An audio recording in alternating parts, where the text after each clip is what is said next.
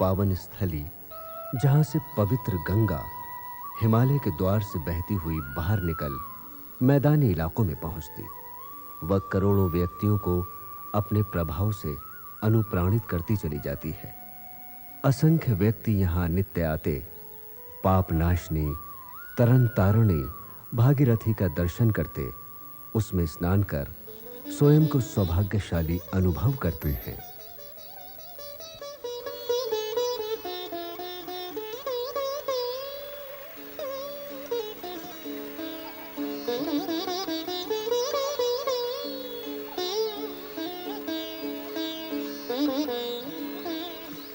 ये स्थान है हर की पैड़ी, जहां आज विशिष्ट पर्व के दिन धर्मनिष्ठ तीर्थयात्री एकत्र हैं। वह दो पर्वों को एक साथ मना रहे हैं। एक है गंगा दशहरा, अर्थात वो पुनीत पर्व जिस दिन गंगा अवतरण हुआ था। स्वर्ग से वेग से उतरकर गंगा प्रलयंकर महाकाल भगवान शिव की जटाओं से होती हुई धरित्री पर शुष्क आतप अंतःकरणों को अभिसिंचित करने बहती चली आई।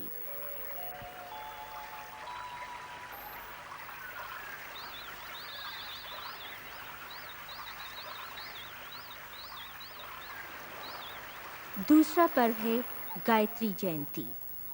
गायत्री वेद माता कही जाती है।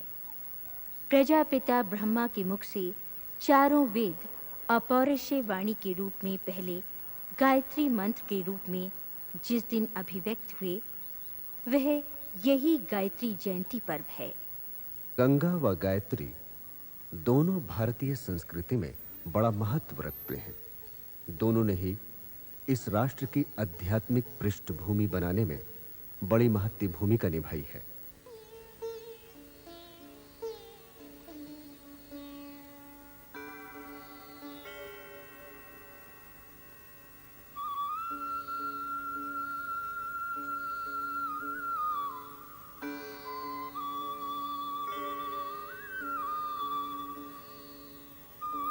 गायत्री मंत्र करोड़ों व्यक्तियों को सन्मार्ग पर चलने की आदिकाल से प्रेरणा देता आया है एवं भागीरथ के तप से अवतरित गंगा जन जन की गहन श्रद्धा की प्रतिमूर्ति है।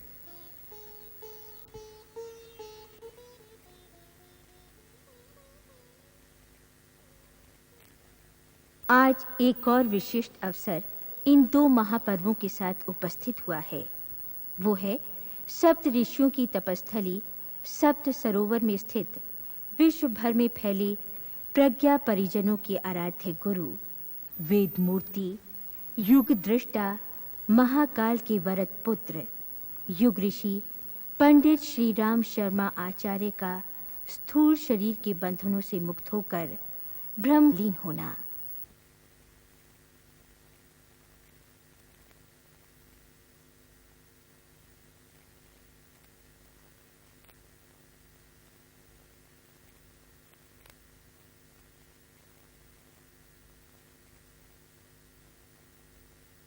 शांति कुंज वो तपस्थली है जिसे नूतन सृष्टि के सृजिता इस युग के विश्वामित्र ने अपनी कठोर साधना द्वारा विगत 20 वर्षों में ऊर्जा से अनुप्राणित कर करोड़ों व्यक्तियों के मन को मत कर उन्हें सन्मार्ग पर चलने की प्रेरणा दी, दिव्य संरक्षण प्रदान किया एवं अपना ममत्व उन पर लुटाया।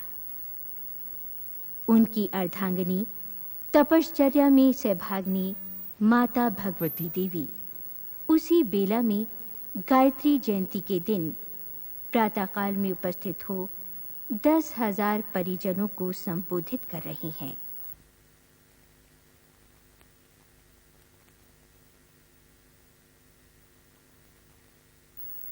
उस समय जब वो महामानव स्वयं सूक्ष्मीकृत होने से उद्यत है, उन्हें वो सारी अनुभूति है जो एक महामानव के रूप में ऋषिका को हो सकती है।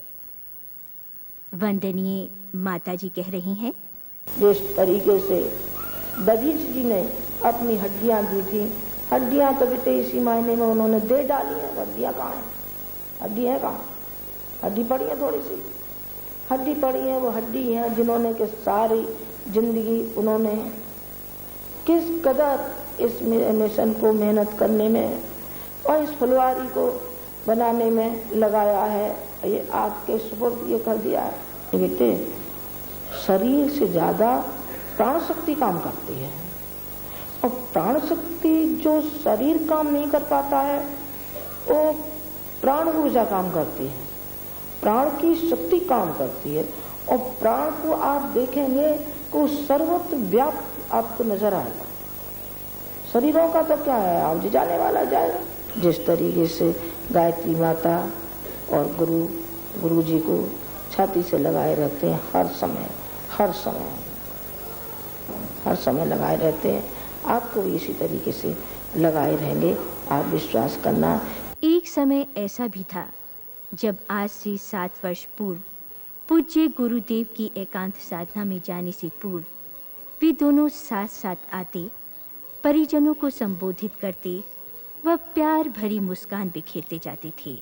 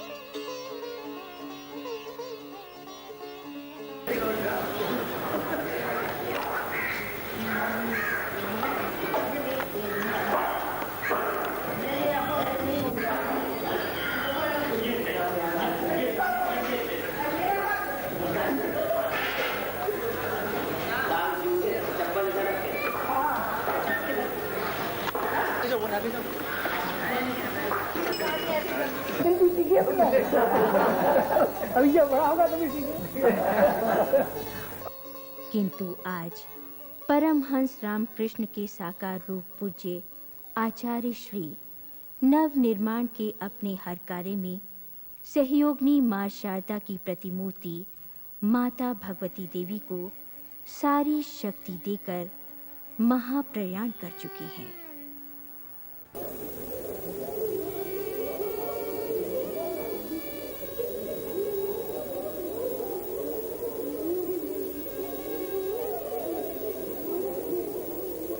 हर परिजन आज शोक विवल है, संतप्त है।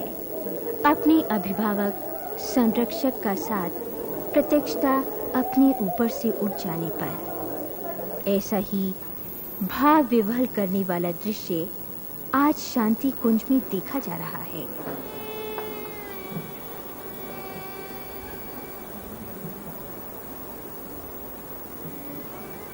समाधि स्थल सजल श्रद्धा प्रखर प्रज्ञा नाम से जाने जाने वाले इन स्मारकों को सजाया जा रहा है, क्योंकि यहीं गंगा की पावन धारा पर बने शांति कुंज में अपनी स्थूल काया को अग्नि देव को समर्पित करने का उन्हीं का निर्देश था।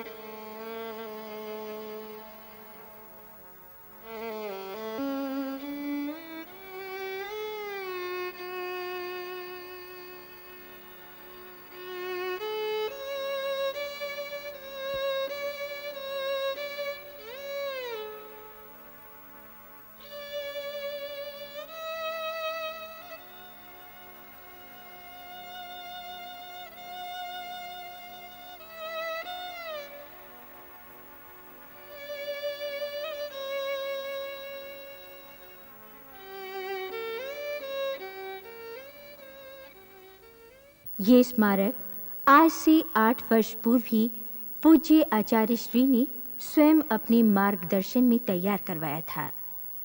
यही स्मारक आज उनकी पुण्य स्थली बनने जा रहा है।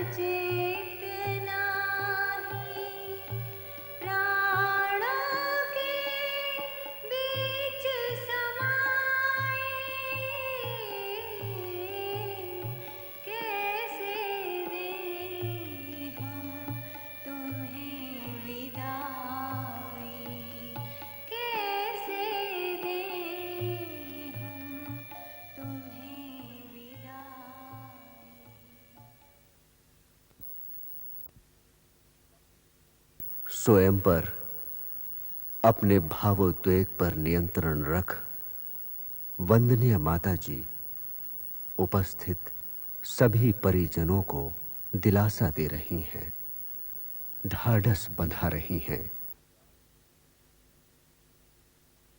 दास कबीर ने ऐसी ओढ़ी ज्यों कि तू धर देनी चदरिया।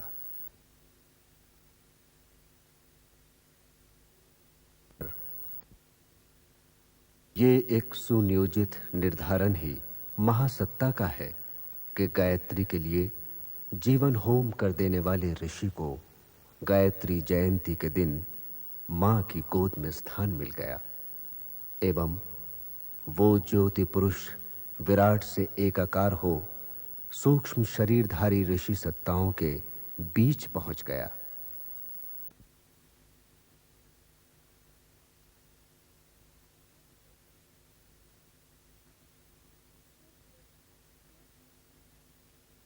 जब जब भी सृष्टा को आवश्यकता पड़ी, उसने देवदूत महाकाल की अंशधर सत्ताओं को धरती पर आस्था संकट के निवारण के लिए भेजा है।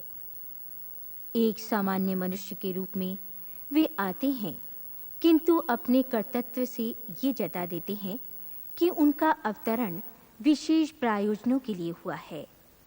ऐसे व्यक्ति संत भी होते हैं, सुधारक भी एवं शहीद भी। यही एक प्रकार से अवतार सत्ता का स्वरूप है। मत्स्य अवतार से लेकर बुद्ध अवतार तक की अवतार परंपरा यही सिद्ध करती है कि भगवत सत्ता संव्याप्त अनीति एवं आस्था संकट के निवारण हेतु सदा से ही प्रतिबद्ध रही है। ये समय निष्कलंक प्रज्ञावतार के प्रकटीकरण का समय है।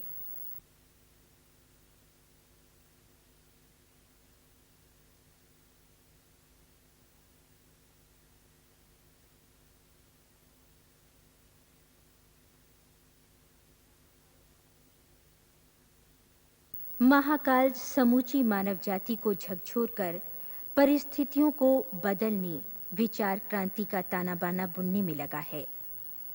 लाल मशाल उसी विचार क्रांति का 10वां अवतार के अवतरण का प्रतीक है।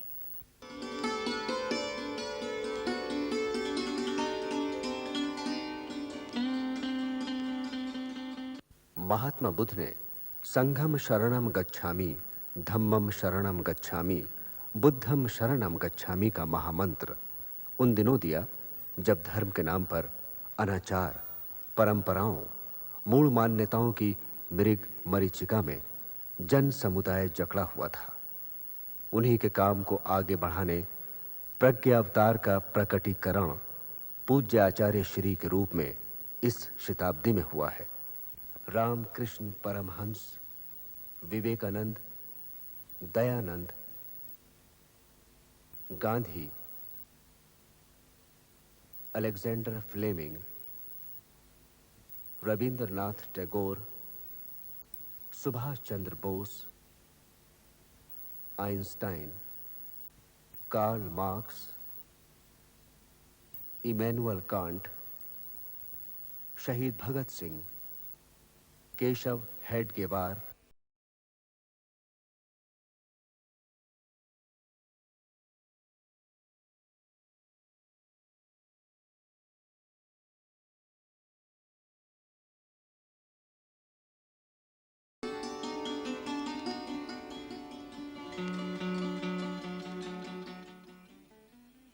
विगत 1.5 शतक में जन्मे हैं, वह महत्वपूर्ण कार्य कर वातावरण को इतना ऊर्जा संपन्न बना गए कि देव तत्व अंशधारी आत्माएं तनिक से, पुरुषार्थ से ही नव सृजन का निमित्त बन सकें।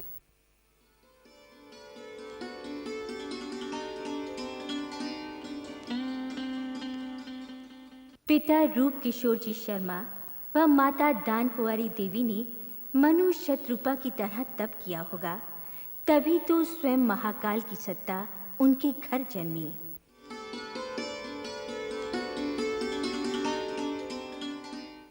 रामकृष्ण परमहंस के ब्रह्मलीन होने के ठीक 24 वर्ष बाद पंडित श्री राम शर्मा आचार्य का जन्म आज से 80 वर्ष पूर्व आश्विन कृष्ण त्रयोदशी संवत 1968 तदनुसार दिनांक 20 सितंबर 1911 को आगरा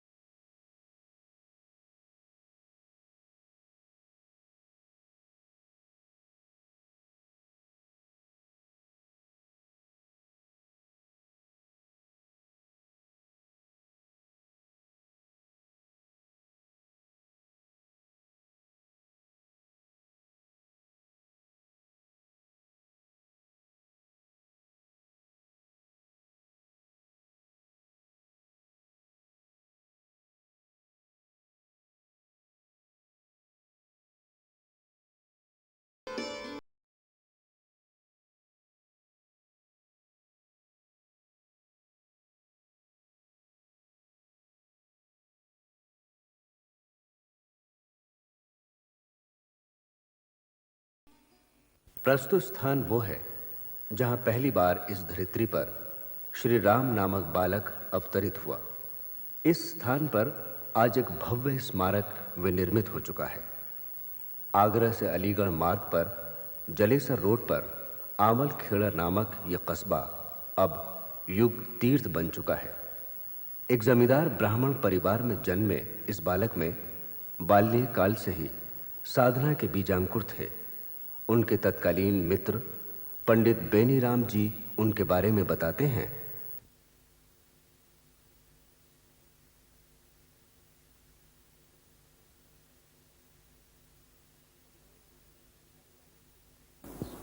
मेरा उनका संपर्क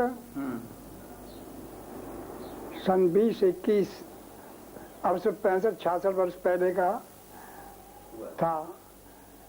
यह प्राइमरी स्कूल यहाँ था अमरखेड़े में, तो मैं था ऊंची कक्षाओं में, वो थे नीची कक्षाओं में।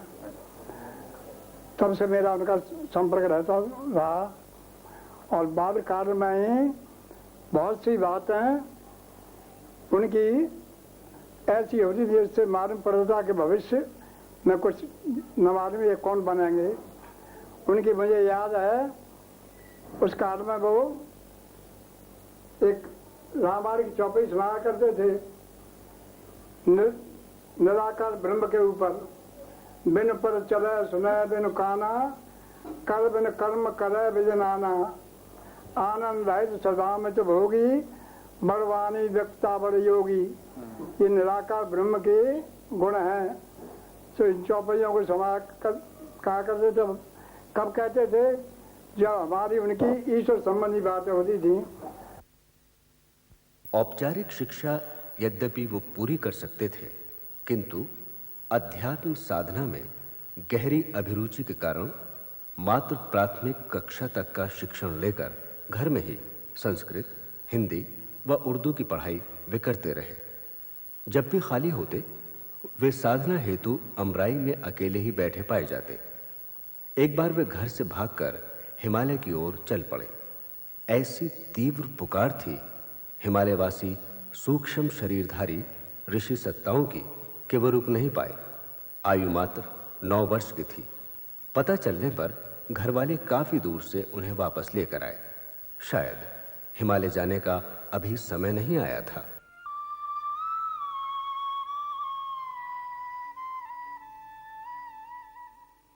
दस वर्ष की आयु में महामना मदन मोहन मालवीय जी के हाथों बनारस में उनका यज्ञोपवीत हुआ।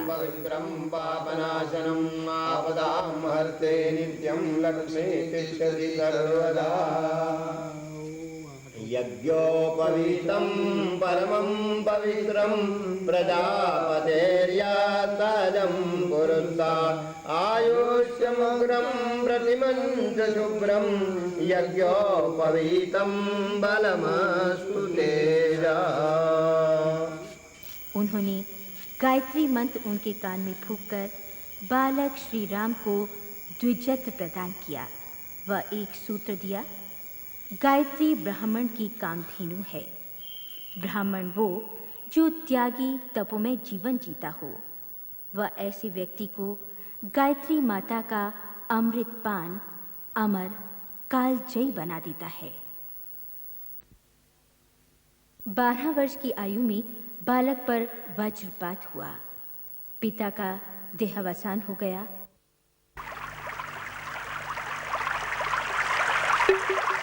15 वर्ष की आयु पूरी हुई। 1926 का बसंत पंचमी का दिन, प्रातःकाल का समय। पूजा करते समय बालक श्री राम को विचित्र अनुभूति हुई। दीपक के मध्य से एक दिव्य प्रकाश पुंज प्रकट हुआ एवं उसमें उन्हें एक छायाकृति दिखाई दी।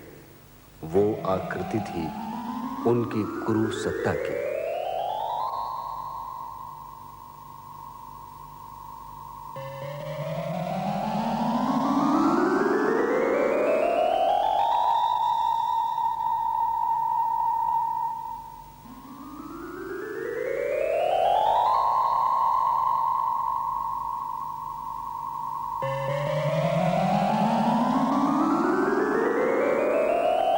आश्चर्यचकित बालक को सूक्ष्म शरीरधारी उस दिव्य आत्मा ने बताया कि वे हिमालय से अपने शिष्य को खोजते हुए वहां पर आए हैं। पिछले जन्मों में भी वे मार्गदर्शक की भूमिका निभाते रहे हैं। कबीर, समर्थ रामदास एवं रामकृष्ण परमहंस जैसे महापुरुषों के रूप में उनका पहले भी जन्म हो चुका है और इस जन्म में भी उन्हें विशेष भूमिका निभानी है।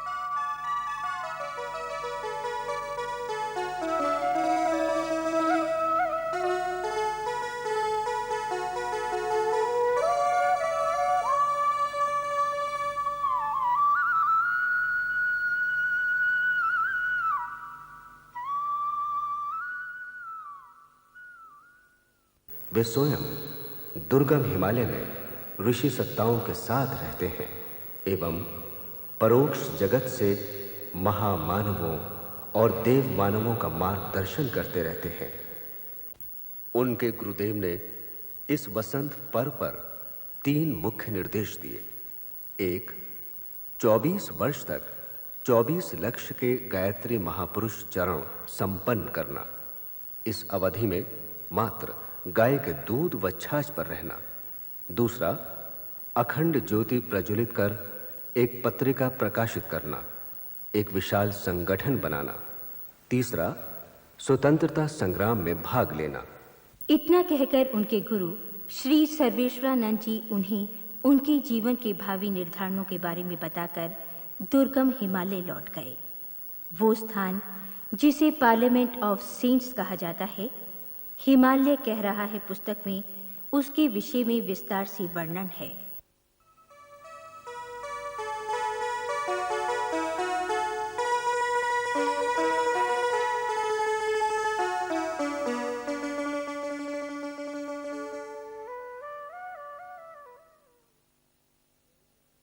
गुरुजी ने कई बार कहा कि मेरे 3 देवता, 3 संरक्षण और 3 अभिभावक। देवता माता, गायत्री माता, जिसका कि इन्होंने कामधेनु की तरीके से पान किया, दूध पिया और उस दूध को पीने के बाद अमृत की ओर चलते हुए चले गए। दूसरा, हिमालय पिता। हिमालय को उन्होंने अपना पिता माना और कई बार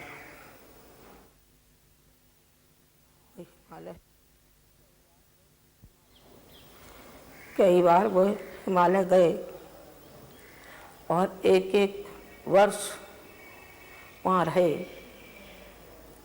वहाँ उन्होंने जो ज्ञान अर्जन किया, वहाँ से प्रेरणा उनको मिली उस हिमालय पिता के द्वारा। और तीसरा, उनका गुरु सत्ता से जो उनको प्राप्त हुआ, तीनों से जो उनको प्राप्त हुआ, वो अनुकरणीय है, उदाहरणीय है। इसके द्वारा वो बढ़ते हुए आगे चलते हुए चले गए।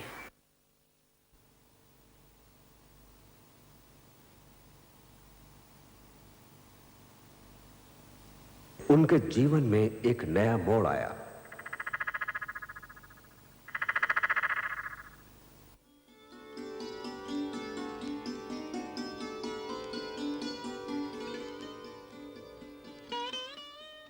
करुण, संवेदनशील साधक का उनका सहज स्वरूप था। यहां तक कि एक बार एक गाय को एक कसाई के हाथ से छुड़वाकर बैलगाड़ी में एक बैल के बदले खुद लगकर घास सहित उसे 15 मील दूर गौशाला छोड़ाए।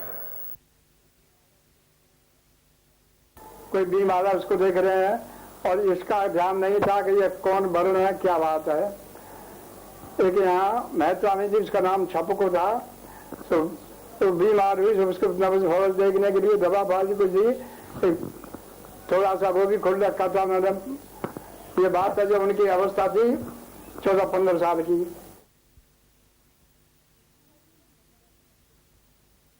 हरिजन महिला छपको के हाथ में गैंग्रीन था। घर वालों के मना करने पर भी उन्होंने उसकी खूब सेवा की। स्वस्थ होकर उसने ढेरों आशीर्वाद दिए।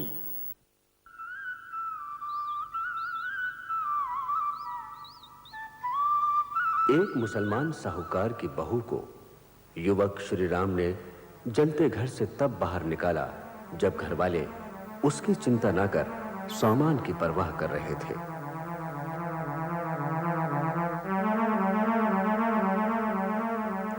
किसानों की व्यथा उनकी अपनी व्यथा थी। किसानों के बीच जाकर वे उन्हें प्रेरणा देते, नए सुधारों से अवगत कराते। अंधकार कुछ सूझ न पड़ता, होता है हिमपात। जग की सारी शक्ति लगाए बैठी तेरी घात। देख देख इन बाधाओं को पथिक न घबरा जाना, सब कुछ करना सहन किंतु मत पीछे पैर हटाना। एक कुंवारी ब्राह्मण महिला के गर्भवती होने पर घर वाले उसे जहर देने की तैयारी कर रहे थे। युवा श्री राम ने उसे मथुरा आर्य समाज में ले जाकर उसका आदर्श विवाह करवाया। आज भी वो महिला कानपुर में है और उनकी कृतज्ञ है। समाज सेवा के ये बीजांकुर एक संत के हृदय में थे तो बचपन से ही उन्हें परिपक्व होने का अवसर समय आने पर मिला।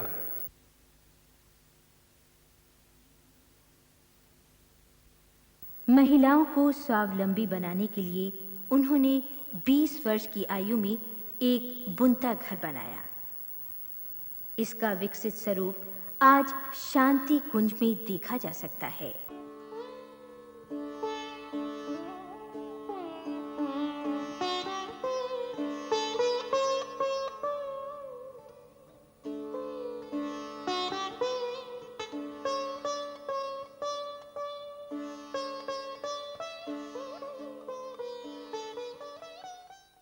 कांग्रेस का आंदोलन चरम शिखर पर था। 1930-31 में छिड़े गांधी जी के आंदोलन में शामिल होने वे घर से निकलना चाहते थे, पर घर वालों ने कड़ा प्रतिबंध लगा दिया। अंततः शौच के बहाने वे निकलकर स्वयं सेवक भर्ती शिविर पहुंच ही गए।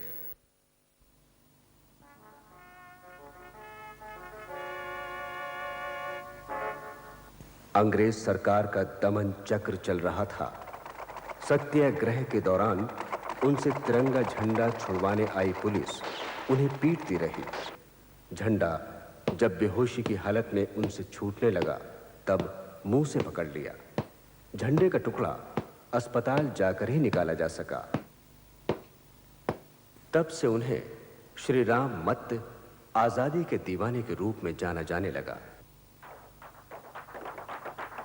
नमक आंदोलन में भी वे शामिल हुए और नमक के घोल की कीचड़ में पुलिस से पिटते हुए गिर गए। इतना सब होने पर भी आजादी की लगन लगी रही। वे एक आदर्श स्वयं सेवक थे, इतने कि श्री बाल कृष्ण नवीन जैसे नेता ने उनकी विनम्रता को, सेवा भावना को सराहा।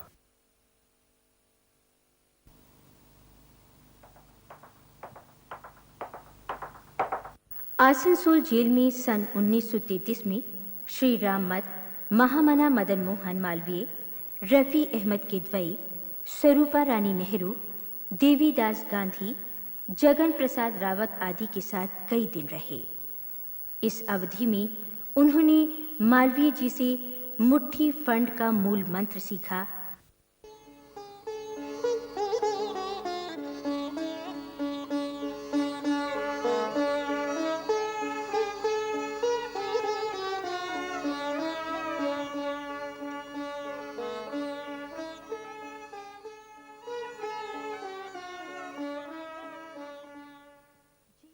जेल में भाग लेते रहने के कारण लगातार छापा पड़ता रहा एवं घर की कुर्की हो गई।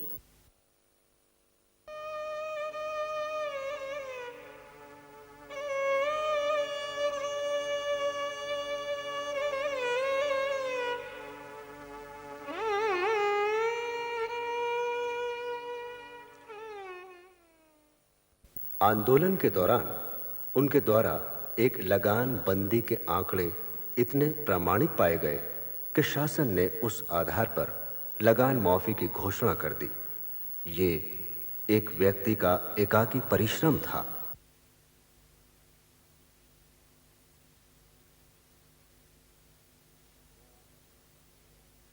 कि वो जो हमारा स्वतंत्रता आंदोलन में हिस्सा लिया, गांव-गांव गए, तो उससे एक बात और विशेष आई, ये मैं समझता हूं और मुझे तो बहुत प्रभावित करती है।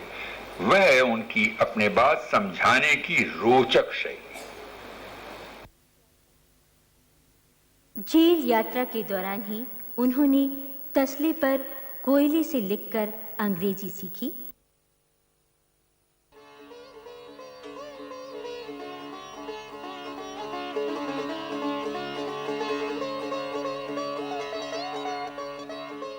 अपने मधुर स्वभाव के कारण बाल कैदियों के शिक्षक बनाए गए।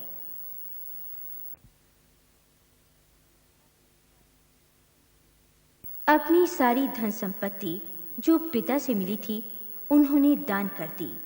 बालकों के लिए एक इंटर कॉलेज की स्थापना की जो उनकी मां के नाम पर हुई। दैनिक समाचार पत्र सैनिक में जो आगरा से प्रकाशित होता था उसका भी संपादन कार्य भी करते रहे तथा स्वतंत्रता आंदोलन में भाग लेते रहे।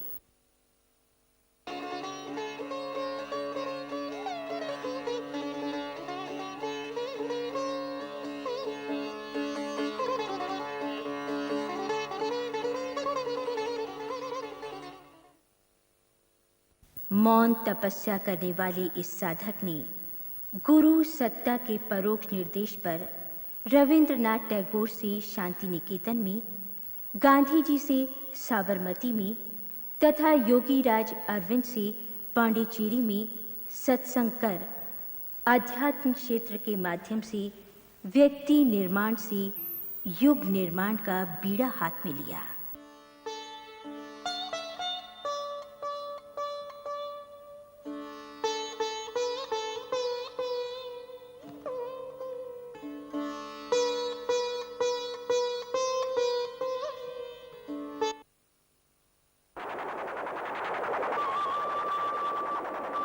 पूरे भारत की यात्रा उनने की।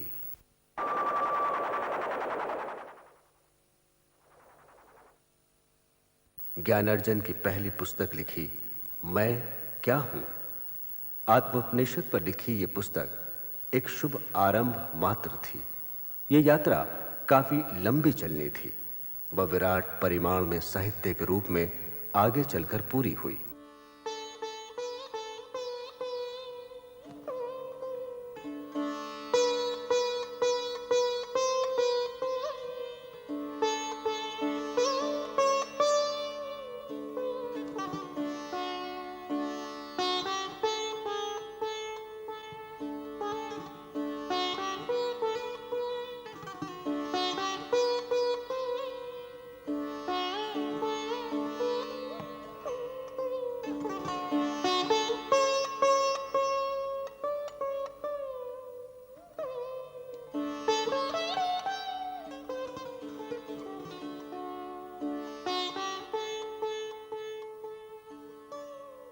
दीपक एक ही जलाया गया था, किंतु देखते देखते अनेक दीपक जलते चले गए।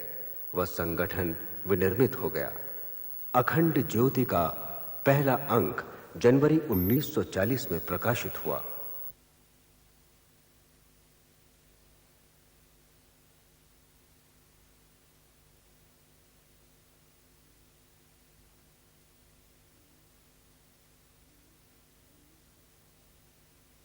उन्नीस 1943 में वंदनीय माताजी का उनके जीवन में प्रवेश हुआ।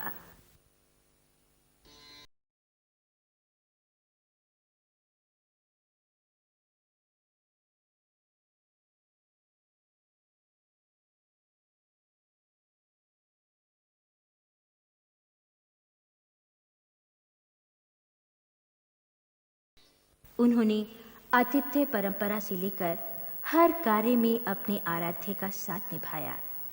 ये उनका ममत्व ही है जिसने विभिन्न वर्गों में लाखों व्यक्तियों को गूंथकर एक परिवार बना दिया। बसाए एक नया संसार की जिसमें छलक रहा हो प्यार। बसाए एक नया संसार की जिसमें छलक रहा हो। दूसरों के दुख को बटाकर आचार्य श्री ने वो शुरुआत की जहां अनेकों दुखी व्यक्ति उनके पास आते, वह अपना दुख हल्का कर प्रसन्नता के साथ कठिनाइयों का हल लेकर लौटते रहे। श्रद्धावंश दिए गए अनुदान को भी उन्होंने जन जन को वितरित कर दिया।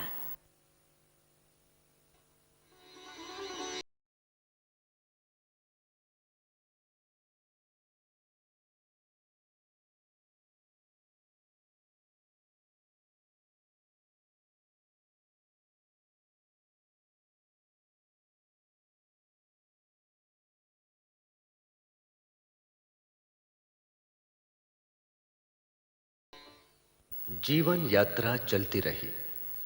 24 लक्ष्य के गायत्री अनुष्ठान पूरे हो चुके थे।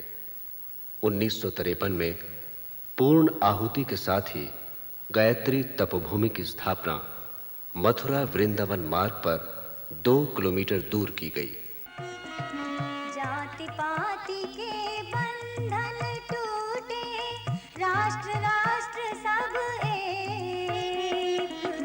जाति पाति के बंधन टूटे, राष्ट्र राष्ट्र सब एक। धर्मों में हो सत्य समन्वय, रहे न झूठी टेक। धर्मों में हो सत्य समन्वय, रहे न झूठी टेक। मिटे अंधविश्वास जगत के, हो विज्ञान विचार कि जिसमें छलक रहा हो प्यार। बसाएं एक नया संसार कि जिसमें छलक रहा हो प्यार।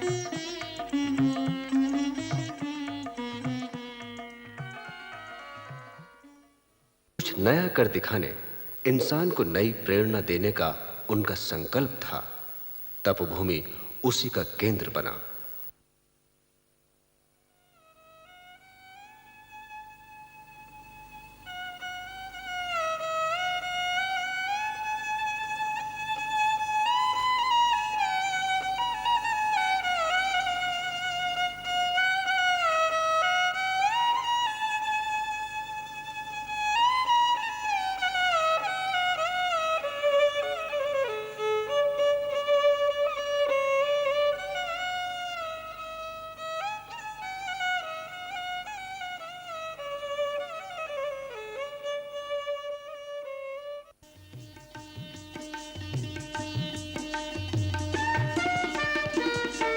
हमारा है यह दृढ़ संकल्प, नया संसार बसाएंगे। हमारा है यह दृढ़ संकल्प, नया संसार बसाएंगे। नया इंसान बनाएंगे, नया संसार बसाएंगे। नया इंसान बनाएंगे, नया संसार बसाएंगे।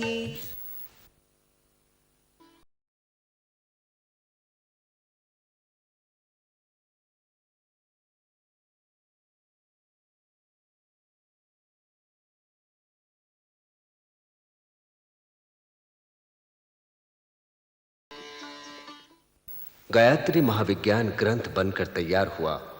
वह गायत्री का ज्ञान घर घर पहुंच गया। 1956 के गायत्री महायज्ञ को नरमेध नाम दिया गया। समाज के लिए बलिदान, त्याग, सब कुछ अर्पित कर देना ही इसका अर्थ था। पहला बलिदान उन्होंने अपना दिया।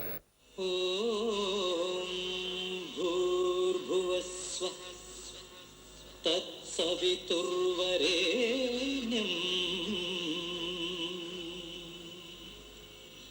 भर्गो देवस्य धीमहि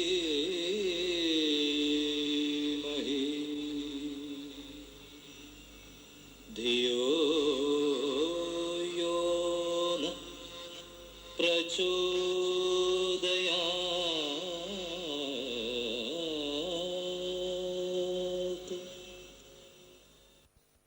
पंडों ने उनका प्रतिरोध किया।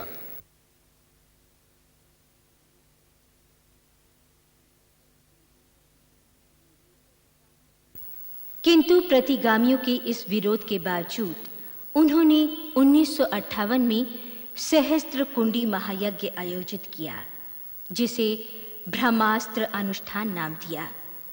इस यज्ञ के माध्यम से एक विशाल संगठन खड़ा हो गया।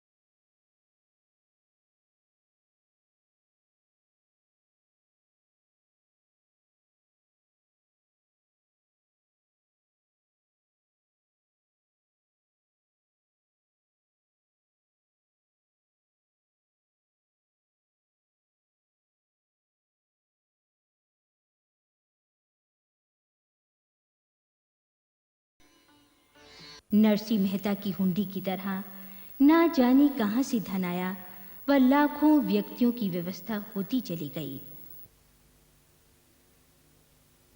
इस संबंध में गुरुदेव ने स्वयं कहा, एक साल भर में 1 करोड़ रुपए का जब कलर आवागमन हमारे द्वारा हो जाता हो तो कोई सुनने की बात नहीं है। 25 मोटरें हैं, कहाँ करती हैं, उनसे कितना पेट्रोल जलता है, कितना क्या होता है, कि कितने आदमी जाते हैं, कितने के लिए कितना खर्च होता है, ये बहुत पैसा खर्च होता है। ये क्या हो गया, हमने बोया और काटा, ये क्या है हमारी, ये है आराधना समाज के लिए, भगवान के लिए। आर्य समाज के प्रधान आनंद स्वामी का उनके बारे में मत था कि स्वामी दयानंद के कार्य को आचार्य श्री ने आगे बढ़ाया है। 1960-61 में दिव्य सत्ता के निर्देशों पर आचार्य श्री हिमालय यात्रा पर गए। दुर्गम हिमालय में वे 1.5 वर्ष तक रहे। कठोर तप किया।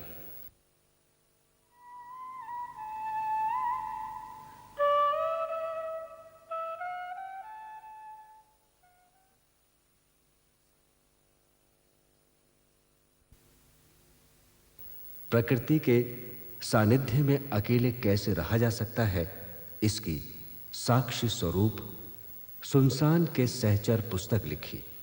उन्हीं दिनों आर्ष ग्रंथों का अनुवाद गंगोत्री से करके सुगम भाष्य प्रस्तुत किया गया। चारों वेद, 108 उपनिषद, दर्शन, पुराण, स्मृति, ब्राह्मण, आरण्यक का सुगम भाष्य लिखकर उनने जन जन तक पहुंचाया। विनोबा भावे ने उसे मस्तक से लगाकर अपनी शुभ कामनाएं आचार्य जी तक पहुंचाई।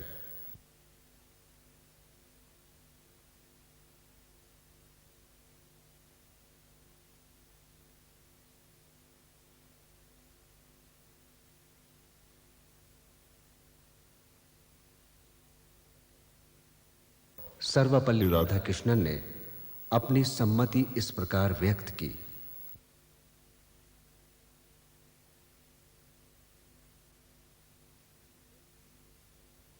व्यक्ति आस्तिकता का अवलंबन लेकर यदि स्वयं को बदले तो समाज बदल जाएगा। अकेले मेरे करने से क्या होगा। मैंने एक बात को जरा जोर से कहा था, शायद आपको ऐसी लगी हो। व्यक्ति को उठाने की बात वही सबसे बड़ी बात है। वरना आप कहीं देख लीजिए, मन में आता है अरे समाज में ये बुराई फैली हुई है तो मैं अकेला क्या करूंगा। देश के कोने कोने में गायत्री मंत्र पहुंचा, संस्थाएं बनी, लोगों तक पहुंचा। मैं उसके मूल में वही बात मानता हूं। उनकी बात में वो गहराई थी क्योंकि उसके पीछे उनका स्वयं की तपस्या थी, चिंतन था और आचरण था, जिसके नतीजे में हजारों लोग उस तरफ चले और हजारों के नहीं लाखों चलते रहेंगे।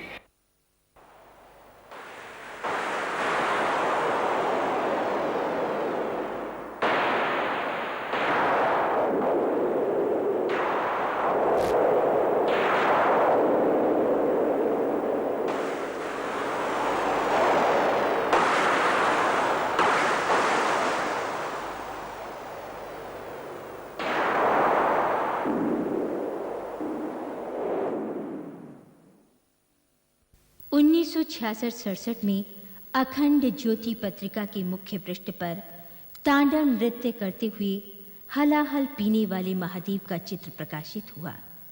इन्हीं दिनों उन्होंने संकेत देना आरंभ किया था। महाकाल एवं उसकी प्रत्यावर्तन प्रक्रिया के बारे में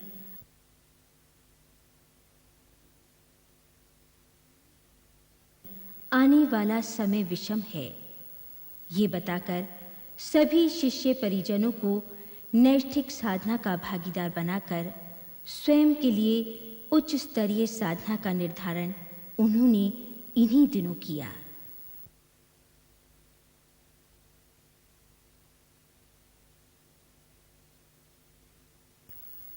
उन्नीस 1971 में मथुरा को हमेशा के लिए छोड़कर स्वयं हिमालय जाने व वंदनीय माताजी द्वारा सारा तंत्र शांति कुंज हरिद्वार से संचालित किए जाने की घोषणा उनने की। विदाई लेने से पूर्व हर परिजन से मिलने वे पूरे भारत के दौरे पर निकले।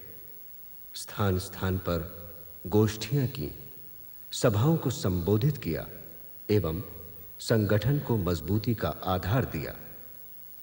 बड़ा ही मार्मिक करुण दृश्य था जब पूज्य आचार्य श्री राम जी ने अपनी कर्म भूमि मथुरा से हमेशा के लिए विदाई लेने हेतु 4 दिन का एक विशाल सम्मेलन 17 से 20 जून 1971 की अवधि में बुलाया। अपनी अंतर्व्यथा सबसे कही।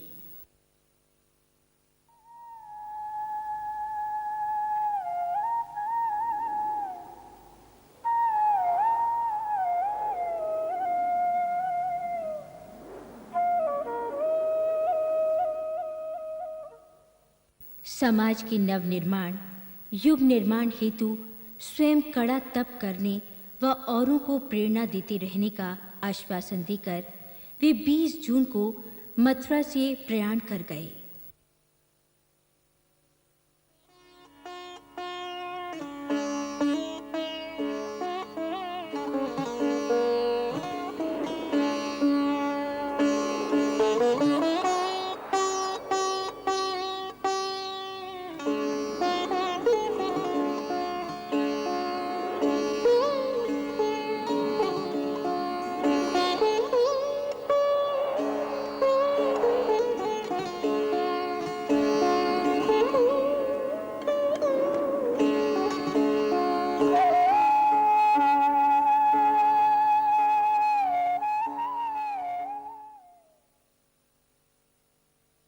उनकी चरण पादुकाएं गायत्री तप भूमि मथुरा में स्थापित हैं।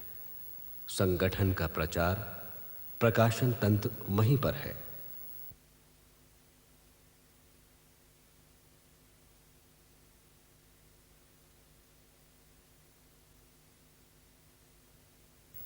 हिमालय तप हेतु आचार्य श्री जो ज्योति प्रज्वलित कर गए वो इसके बाद भी जलती रही और अखंड दीपक के रूप में शांति कुंज में वंदनीय माताजी के पास सुरक्षित रही।